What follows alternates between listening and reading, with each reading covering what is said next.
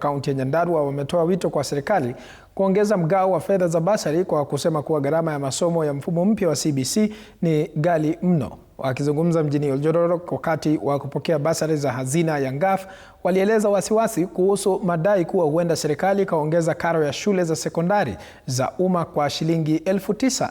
Tayari Wizara ya Elimu imefafanua kuwa haitaongeza karo. Sasa wanairai Wizara ya Elimu kuweka mikakati mahususi ili kupunguza gharama ya masomo na wanafunzi wote wapate elimu bila kugharamika zaidi. Laban Muhinda anatupasha mengi zaidi.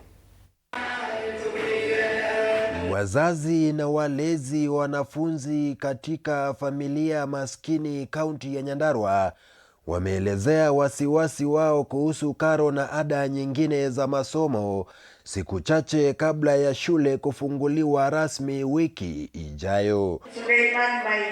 Wakizungumza mjini Oljororo katika hafla ya kupewa basari za hazina ya Ngaf na afisi ya mwakilishi wa kike Nyandarua, ambapo zaidi ya wanafunzi 1,000 walinufaika kwa hundi ya basari ya kima cha shilingi milioni 6.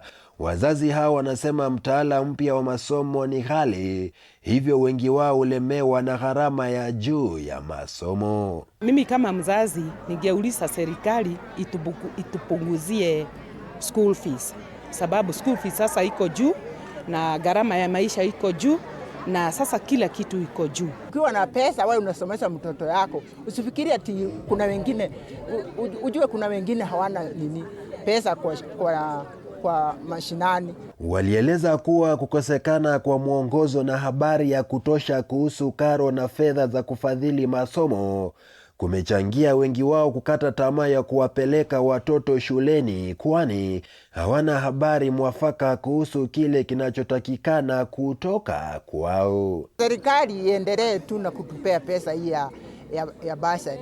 Wale wanasema ati ikatwe, sisi wajue tuko na shida huku mashinani.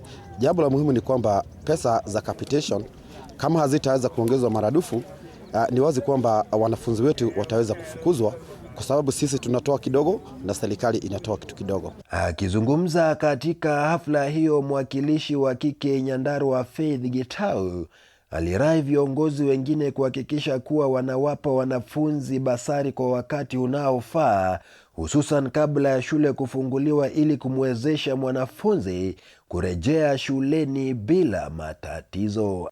If you don't make your tomorrow today, utaisha. Sawa. Aidha, Wizara ya Elimu imeondolea mbali wasiwasi miongoni mwa wazazi kufuatia madai ya kuongezwa kwa karo za shule za sekondari za umma.